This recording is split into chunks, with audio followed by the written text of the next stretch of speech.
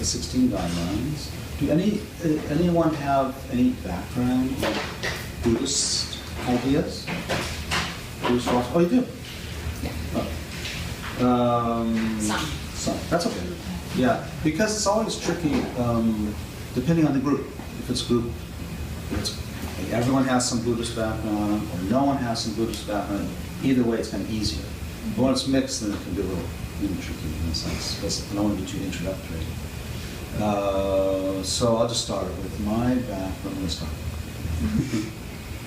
I'm not sure. I think Anna Paula and Maria maybe asked me to come.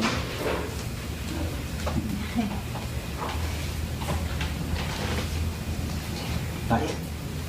So, you know, a little bit because of my background.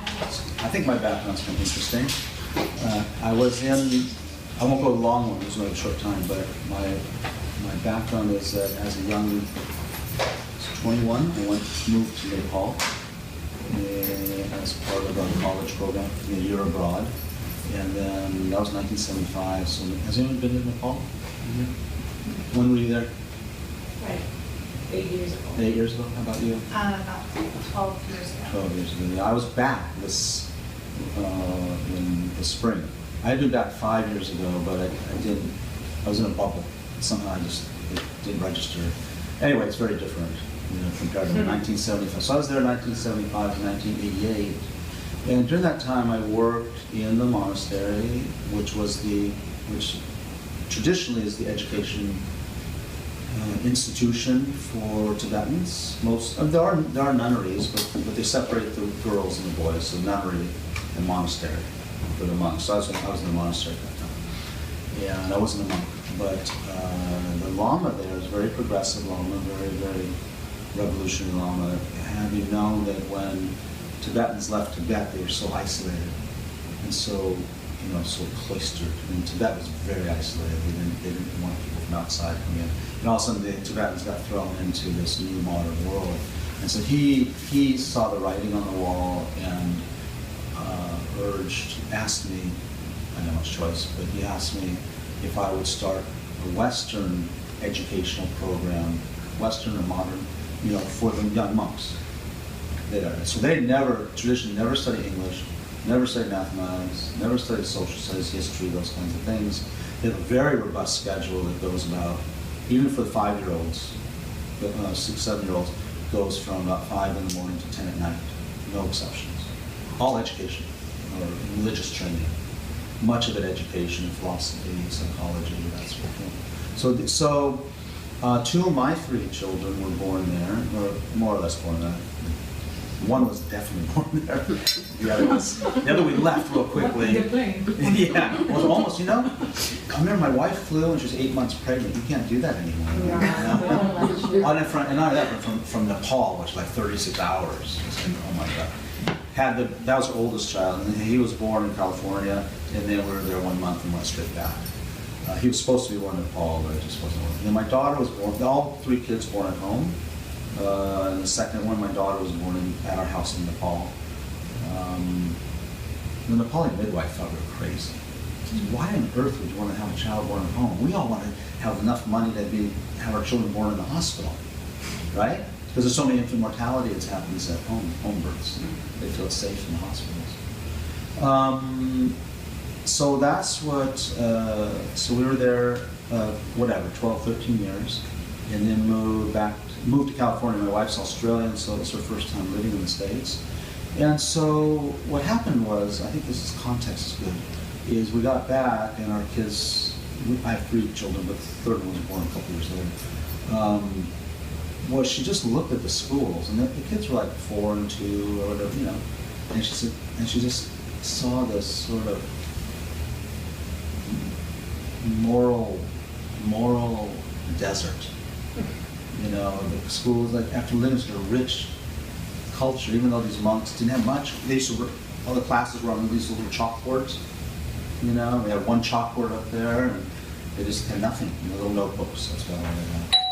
But you know, their education was rich, and then we got back and went to the States, and I just want to say about, you know, what relevant to this group is what was missing in the schools in our area, and I think it's pretty common everywhere, was a sense of purpose and values for the children. It's like, well, what are they doing here? Many schools have different philosophies, of course. And in the end, my children later went to Montessori. My wife trained as a Montessori teacher, and then she just started her own program because she thought, I don't know where I'm going to send these kids, my kids. Everything looks sort of meaningless, spiritualless, And when I say spiritual, I don't mean religious. I'm talking about spiritual values, values of awareness, and values of compassion, values of mindfulness, values of honesty and empathy, and those things that are now fortunately, getting more popular in schools. Young children. But then it's nothing. There's nothing. So it's a spiritual wasteland. So she often tells a story about how she started her school, her program, that's based upon I made something I wanted to provide for my kids. So that was, and she's very courageous because no one was doing that then. So I would say, I'd actually like to have a conversation with you guys too, because I don't want to just talk, but just, and then myself, I trained my teacher, Alms Open after being in Nepal in that era for so long, working, and it was very poor. It was great for me because I came from Los Angeles. To live in poverty was great for me. It's like, even though I wasn't rich in Los Angeles, but compared to there, we were pretty good. Yeah, and so then living in Nepal, I spent almost every month at the monastery, and we occasionally got out. My wife would get out more than me. She'd go to India and do retreats and study, but I was always grinding away. What would happen in the monsoon in Nepal? What month were you there? Do you remember? I was in December, Yeah, November. so that's cool. How about you? January. So you know how it was dry and cold? Yeah. So some monsoon was just like here now. It was like tropical and rainy and humid and hot. It's not hotter than this, but not like you guys get, I guess, in the summertime. So it'd be very poor. And so what happened in the summer, towards the end of monsoon, we start running out of food and running out of money. The monastery, and often couldn't drive into town because the road would be washed out, so muddy, even though it was four-wheel drive. And it was intense. So coming back to this, moving to the States, what are we going to do with our kids? What are you going to give them that living in such a rich environment, the values are so strong. Not much stuff though. Those kids, what they're toy. They didn't play much anyway because monks are not supposed to. But sometimes these little, so cute, these little guys running around. They'd let them play. You know what they would play with? Rocks, Sticks Huh? and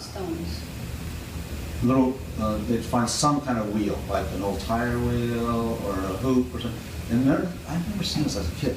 And pushing it with a little, like a hanger. That was what they played with. The other thing, and then rocks. Someone says rock with some game. They make a hole, and I don't know what the game is, but they had fun. They had a lot of fun. So anyway, but they were steeped in the values from a little time. They weren't born with those values, but slowly. So the values around cooperation, values around collaboration, and all coming from the single most important value in Buddhist thought is the value around empathy and compassion. In whatever way it doesn't only happen like one of the kids is sick. It happens when there's food, there's not enough food. It's amazing they would share their food. We see our kids, I don't know what yours, but generally kids can kind of hoard. Like there's one thing there. It's great when one of our kids tells the other person, "Oh, you can have it." Mm-hmm. But I don't know if that's that common. I guess it's training, right? But often, in this culture, it's like me first. And that's our value system. I'm generalizing, but that kind of is what I value. They trade. What's that? They trade now. They trade. Good. It's not commercial. Yeah, what happens in public school? Anyway, we can help because what's happening is you guys, by educating the children in these values. So one of the questions I had for you is, what are the values that you want your children to be raised in? Empathy. Empathy. What else? Honesty. Honesty. Compassion. Compassion. Gratefulness. Gratefulness. Nice. Gratefulness. Gratefulness. There's four. Generosity. Generosity. Forgiveness. Okay. Forgiveness. Contentment. Contentment. Okay. That's a big one. I wish I'd written those down, but we'll remember them. So let's take, what was one of the first ones? Compassion sake. What was another one? Because I already talked about that. Gratefulness. Gratefulness. I love gratefulness. It's like appreciation, gratefulness. Yeah. Right? Mhm. Yeah. Not very common. I mean, in our culture in general, it's hard to generalize because every area has its own culture, right? I mean, here it's very different, not very, but a little bit different than where I live in California. But here's your job, I think, or my job. If gratefulness, how do you raise children that are grateful? That's our job. That's what we're talking about today, right? We are grateful. We We are. mimic it to them. Exactly.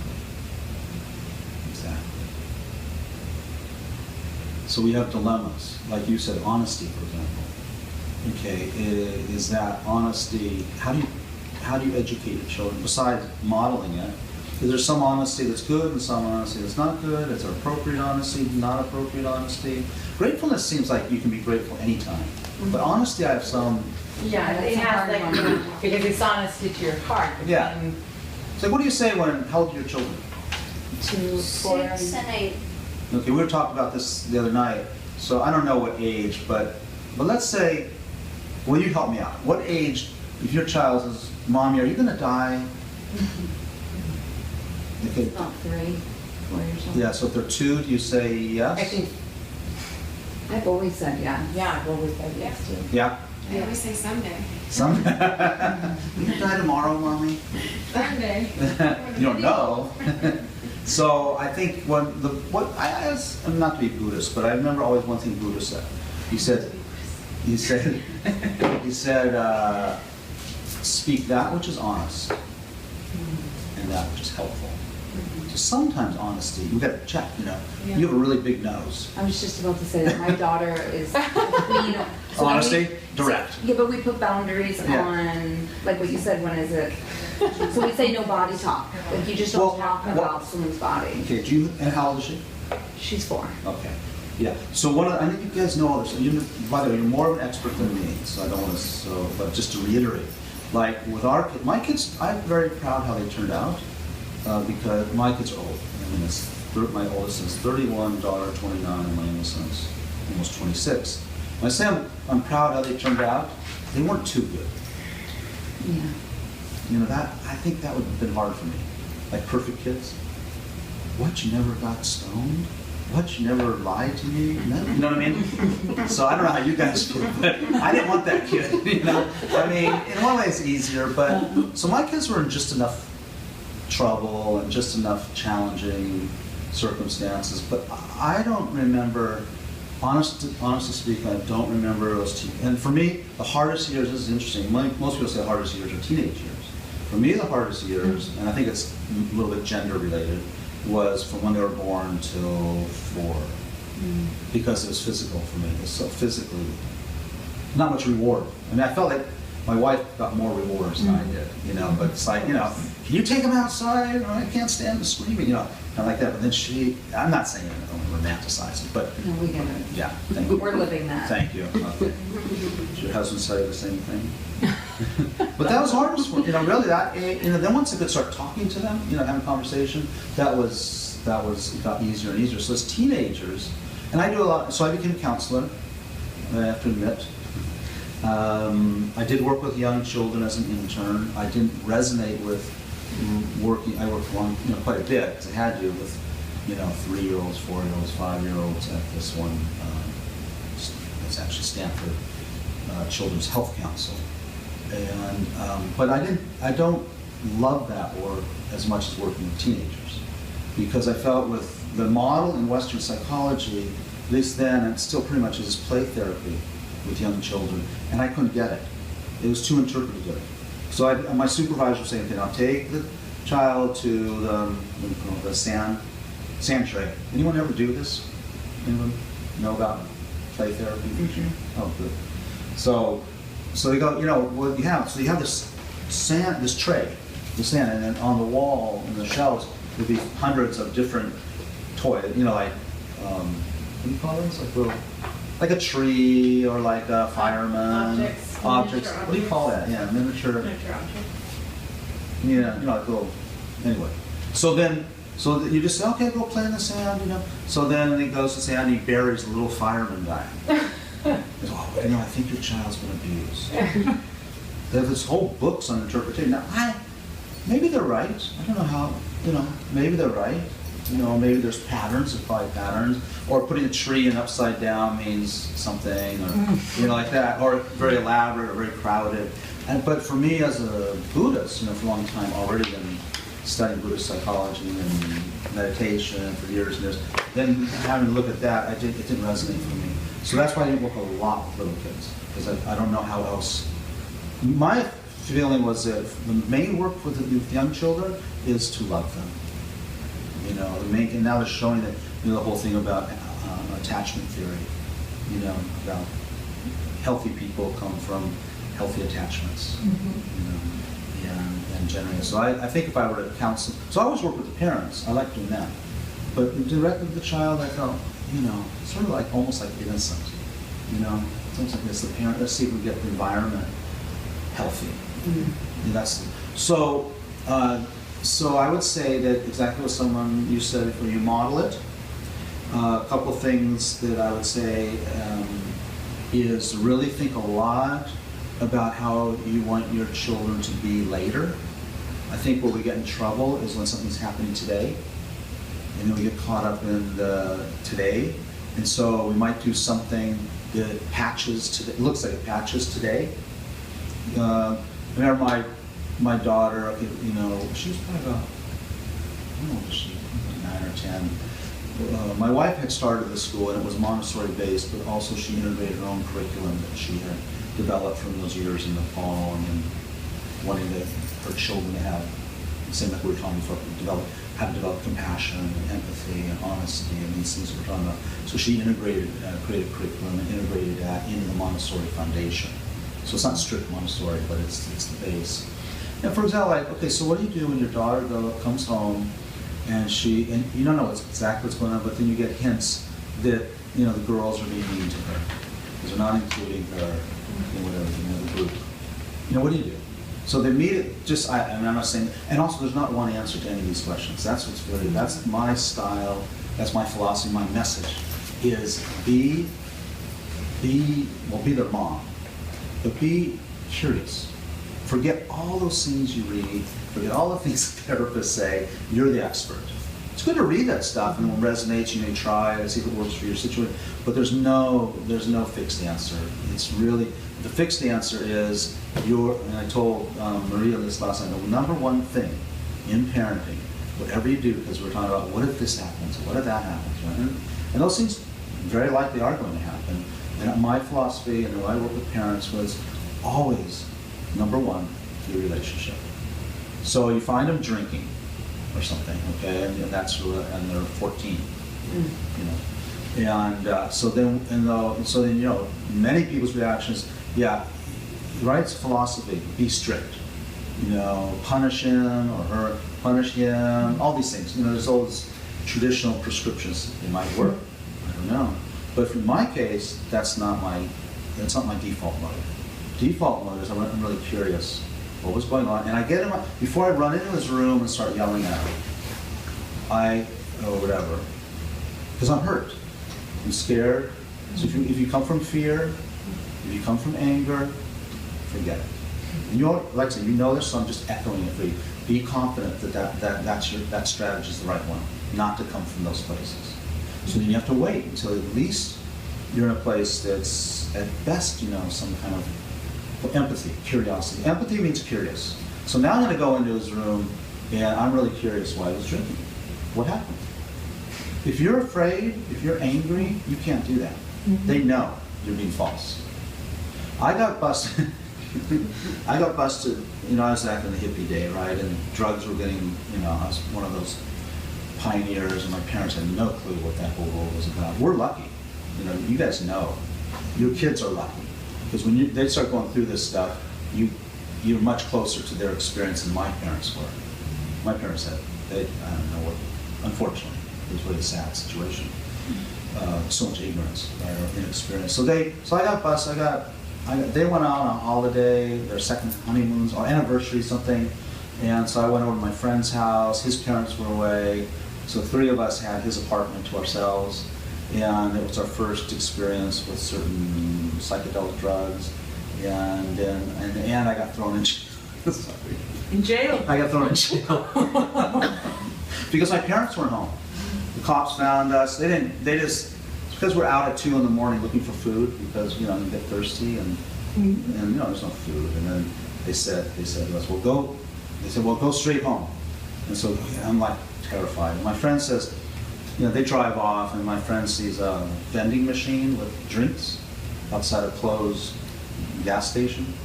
And he said, oh, well, let's go. That's what we came out here for. I said, no, they told us to go straight home. He says, no, it's lit up, you see? They said stay in the lighted areas and go straight home. So we went, I was with him. He put some money in, it ate his money, so he's pounding on the machine. The cops were watching us the whole time, and they came back. They couldn't get a hold of our parents, so they put us in In a safe container. a safe container without our clothes and locked in this room by ourselves. My point is, my parents freaked out. So I remember that they came home. How could you do this to us? And yelling at me. I was punished. Door closed. It had a terrible effect, I think. And I thought, my kids are so lucky. When they got in trouble, I did what I wanted, what I needed. And I think it's pretty. Okay, some kids are different, but generally we're all kind of the same. What did I want? I wanted someone that I could talk to, would understand. I already felt guilty enough, right? They didn't have to make me feel worse. So the relationship's number 1. Okay? And then number 2 is modeling. So if you want your kids to be compassionate, empathetic, when, exactly that time when they're in trouble is when you model empathy and compassion. When else would you do it? Empathy and compassion's not really it's not really a value or practice when things are going good. So that's our, so our kids are our spiritual practice. And I think a spiritual practice as growing our qualities. You can, in our qualities, like you've already done patience and humility, we can't grow patience and humility in a vacuum. You grow them while your kid's driving you crazy. You're tired, or they're pushing your buttons, or you're scared because they want to. My youngest son, he went through my wife's school, I think, then I was going through 3rd grade, I think. In 3rd, he went to Montessori, like the other 2 kids. He was in Montessori, he says, I'm at it, I'm at it, I'm not going here again. I went, what? Now I want to go to public school. And we're like, no, you can't. But we didn't say, no, you can't. We preferred to stay there, talk to him, we found out. He's very clear. He went to the public school, and he did incredibly well, just to say that. It was like a no-brainer. He would have done worse at the Montessori, I think. It just wasn't his style. He wasn't into it, I don't know, whatever. So we have to be, so it's only because we listen to him. And you also, another value around that, it goes on, because I think our kids are experts. They're much more experts on being kids than us. We were kids, but it's harder for us to access that. Now, for me, it's hard. It's not hard when you're curious. I'm sure you can remember what it's like. And then if you didn't have that experience, then you need to be more curious, right? And be able to interview them to get into their experience. Getting into our kids' experience is the definition of empathy, really. So here's your opportunity. We can sit in the class and talk about humility and patience. But then you go home, I don't know, some example always gets us on our patience. But, like, another one. The hard one right now is texting on their cell phones. You have little older children that are, texting and stuff? Texting, their phones. It's hard, isn't it? No, well, I have 2 grown-up kids, like 23 and 20, okay. so that they're already over the texting. They're like, we are not getting into the social media any longer. Wow. They are like really kind of making a movement away from that Good. and realizing. So I think it's a maturity. It's But I have a mature. 9-year-old also that, you know. My kids text is almost as much, because that just is their means of communication. I don't know, it's different than when they're littler, younger. Yeah. Of course, they didn't have much, they were quite, the phones were not quite textable. Yeah. That's been less what. We spent the weekend with my middle daughter in New York, and my youngest, the 9-year-old, she doesn't have a phone, but she has the iPod, and she was trying to get the iPod all the time to take pictures. And Allegra, my daughter, said, "Stop, be present." And she was, and it was like a kind of a really tense moment, because the little one doesn't want to let go of the picturing everything. Yeah. We need to take pictures constantly. Yeah. And Allegra was saying, "Stop that, give it to me." Is that her sister? Yeah, the one that is in New York. Yeah, She's that often 20. helps. That often helps, is one of their siblings Yeah. rather than us. But I see the So- pattern, the tendency, and I see it in myself. So what are you going to do? Let me ask you guys. So that's a good example is texting. What do you do about that as your kids get older? Do you have rules? Do you have not rules? And what do you do? Well, there's that's going on in our house, but it's not with the children. So we say between 5 and 8. You're modeling, right? Yeah. Yeah, you model it. Between 5 and 8, the phone is not. Okay, what do you do if they don't That's a listen? long time ago. There's no working between 5 and 8. There's no phone. Why? There doesn't need to be phone between 5 and 8. Yeah, so how do you get there? So in my personal experience, we've limited, since they are very young, Uh-huh. kind of the television, Right. iPad type of environment, Mhm. and they grew up. They are now 5 and 6, Mm-hmm. and they know that they have like between half an hour and 40 That's minutes what it is. towards the end of the day, Good. and they are used to that. Yeah. And So they have an opportunity. They do. Exactly. Yeah. They do. And what about television? So it's the same, but we kind of monitor what they watch. Mm-hmm. It's And not when you kind of- monitor, I'm very interested in this, because I think there's a lot. I'm not saying I'm doing it well. I'm just sharing. No, I know. what I don't think there's one answer, but I find it really interesting because, and also my kids, you know, what's on TV is kind of, and internet too, is kind of like, wow, you know. So it's not like when we were younger, it was less danger, I guess you'd say. And even if it is kids stuff, For the you know, like 9-year-old. we found that there are sometimes, you know, like watching some sort of cartoons and movies and stuff. Yeah. But I don't think that even if they say that they are kind of okay for their age, Okay. I very much believe that I personally think that they are not. Right. And what about your husband? We are aligned on that one. Yeah, thank God. So with my kid, it was interesting. Tell me what you think. So, of course, we had that discussion, my wife and I, and it was ongoing because it goes on for years, really. And her style would have been not even to have a television. And my style was to have a television. Not style, my belief. I mean, I wanted a television, but that I'm talking about for the kids. You know, I did want a television. And that, for her, she thought, well, television's okay as long as you put, then we used videotape, right? So you put the movies on, you know, and like that. I agree with that. I agree with that. But to a certain point, once they get beyond the video, so they're going to their friend's house and Yeah. watching all this crap. And so, and then, so I had a philosophy, my philosophy was to teach them how to watch television. And so we would, so I'd wait and watch to see what they were going to put on. And then when they put in some that's really bad, well then it was like MTV was disgusting, you know. And now it's like, that's light, you know. But anyway, so we had to deal with MTV. And so what we would do, Spiritual now. now spiritual, so God, they're so clean. You know? But my philosophy again was going back to curiosity. So we would have a conversation around it because I thought the way that I want them to watch TV is with discrimination. You know, not, in other words, the other way, the usual way is just being passive and fed. So I thought, why not use it as a vehicle and have discussion around it? And you can't have too much, but they're happy to have a little bit, but particularly like with scary movies, you know, with my daughter or something, you know, and then we just talk about, so what's really going on? What are you really afraid of? Mm-hmm. And then we deconstruct it. So this takes this whole nother class probably we can talk about. But what I did is I'd say, okay, so just so you know what's really going on. And then we would look and investigate how to make movies, which I knew because I came from LA, I was from a movie culture. So I knew that what movies do is they create a reality. It's not real.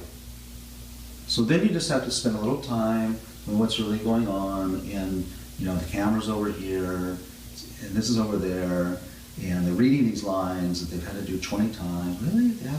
It's not like, and in one way it kind of ruins the movie, but the other way that makes them very conscious. So it's about awareness. Mm-hmm. And then also having conversation. Okay, so when you're watching, let's say something not scary, something that maybe is provocative for us, we don't want, very sexual or something, then you have the same conversation. So and I want us to get one word out. What time is it? Are we doing anything? 4:35. Okay. So one word I want to get out to you guys, there's a lot of words, but there's another one I really, really think is the most helpful thing I learned in learning how to do counseling. I wasn't drawn to traditional kind of psychology because I had all this background in Buddhist psychology, which is very, very deep, very extensive psychology. And modern psychology, it seems so young, immature, and it is. So a couple of things is when I started trying to figure out how to do therapy. I had to have some philosophy behind it and some technique. One of the things that helped is that even though I believe in looking at causes, like for what problems arise, what caused that, and even though we do that with our kids, like what happened at school today, that kind of thing, or if we talk about the television, if it's very provocative, and we might say something like, wow, that's really demeaning to women, and come out with. But what's most helpful is inquiry. And inquiry you can always have, if you can't think what inquiry to have or what dialogue to have, is always about effects. So I want you to forget about causes a little bit and ask about effects. And then you start talking about, just ask, so when girls are watching that kind of provocative stuff on what effect does that have on girls in general? What effect does that have on friendships between girls? Mm-hmm. What effect does that have on girls the way they see boys? I'm just making this up, right? I mean, if we could have a real instance. So if you ask those, if you don't know what to do, go into effects, and just a little crib sheet would be effects around relationships, effects on how it makes them feel, effects on how it gets them to see themselves.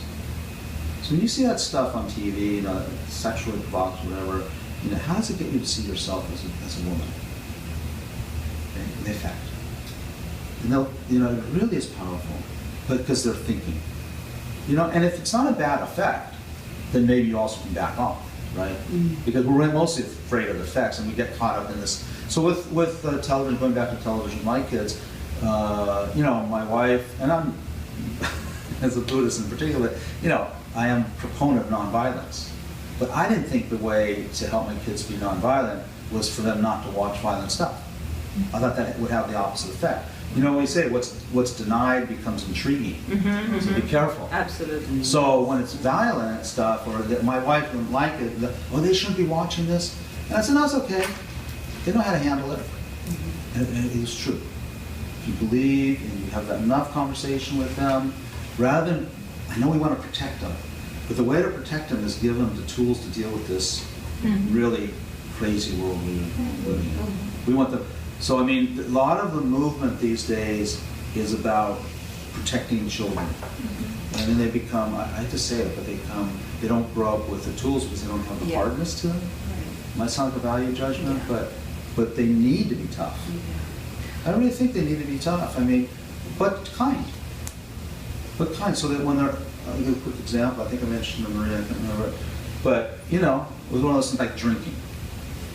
So what do we tell our kids? First of all, I went through that anyway, but as a parent, what you want to say is, don't drink, don't get stoned, don't ever do that stuff. That's what we want to, I guess that's what we want to say, right? Because it's also because we're doing it so young now.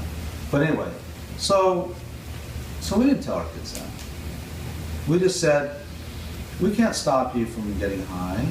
We prefer you didn't. We've seen all the problems it causes, and just be aware. Remember your uncle? Bob, he was a cocaine addict, remember? Okay, right?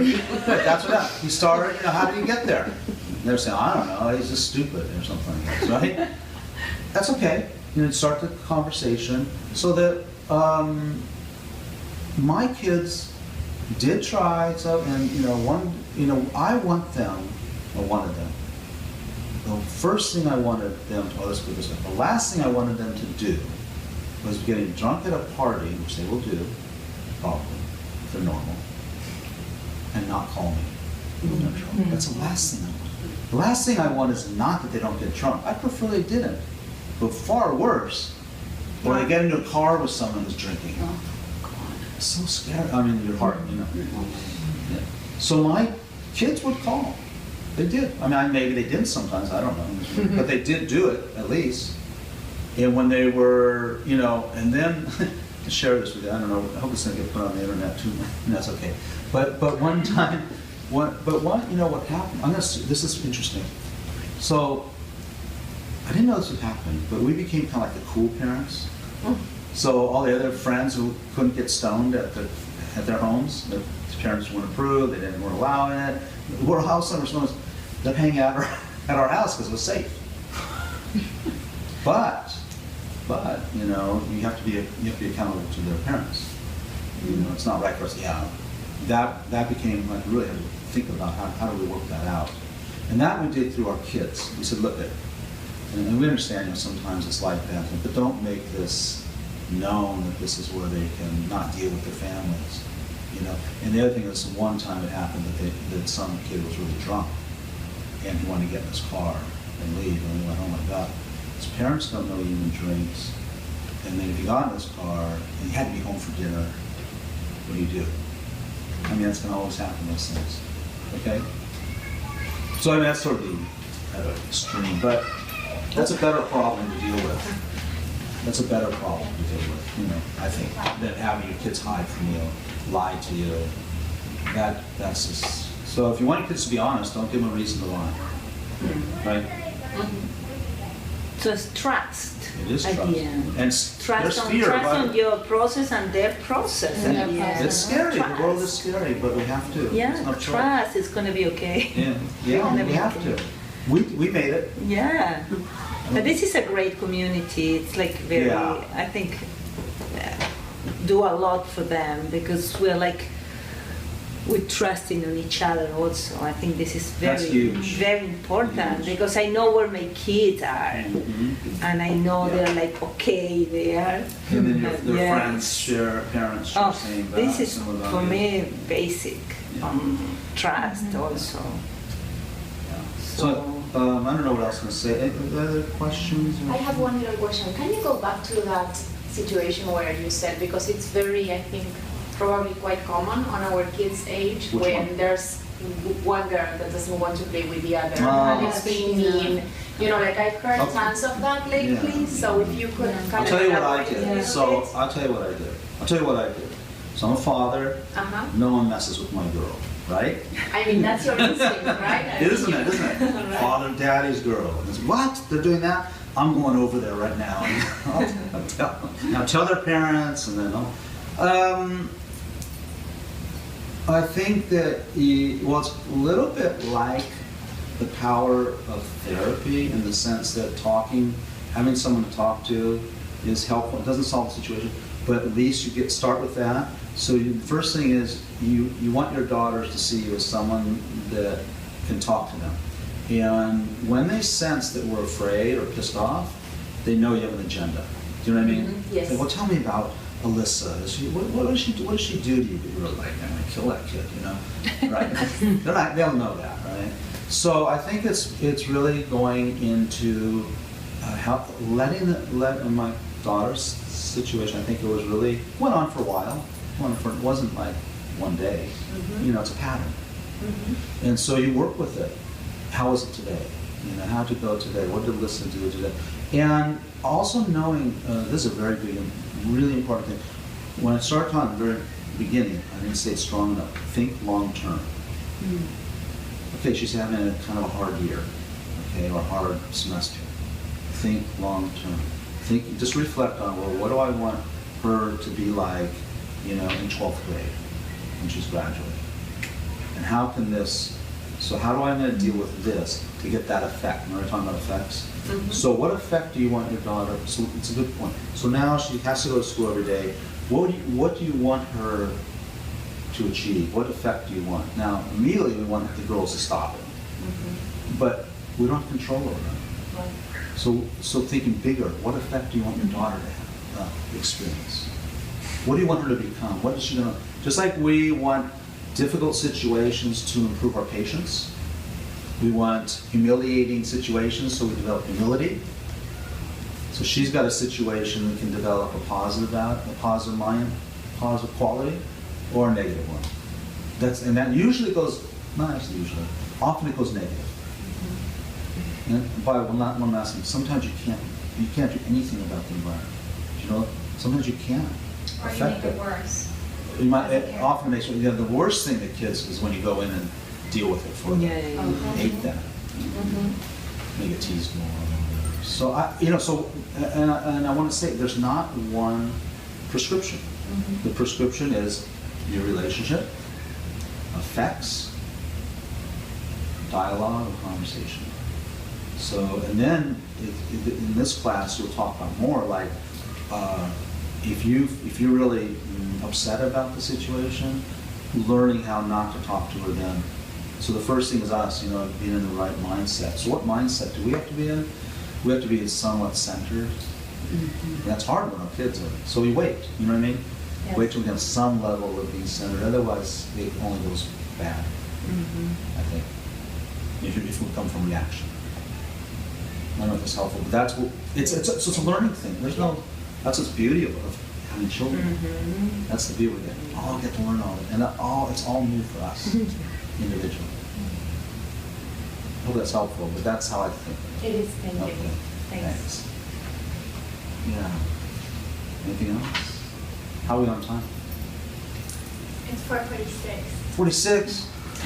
We started. Have another 3 hours? We have.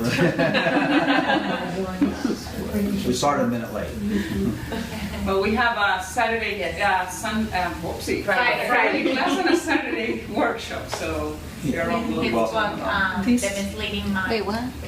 He's going to teach Friday night Saturday. and on Saturday during the day from 10 to 4, with lunch break, tea break, and it's good for more. Where? Or can we I see have- more information We about have, that? yes, we have a little flyer and Oh, okay. we can share. You want to find more stuff in the flyer? Now we have to do parenting stuff. We have to do an extra session on parenting. But it's what you said, Karuna, that it starts with with example of how you are and how you deal with things, and then children learn from there. And for that, you have to know your own mind. Right. Because we usually don't know our mind, our emotions, what triggers us, and what. So if we're not aware of that, how can we expect the children to, do the job that we don't do? Right. No? Right. And it's opposite how we think. The typical way of thinking is trying to fix the problem out there first. Yeah. And it doesn't. We gotta fix it in you. First, you have to be fixed in you, at least to some degree. The default mode has to change from I'm going to fix that, I'm going to fix you, to I got to fix something here first. You might not fix 100%, but just by doing that first all the time, changes the whole At dynamic. least for the moment. It changes it long term too, the dynamic. And our kids learn from watching us. They're not learning from what we tell them to do this and tell them to do that. I think for a few years they do, but for the most part, we're the example. But it's also how they feel. Yeah. It's everything how they feel. How they feel safe, they feel respectful, Nourished. nourished.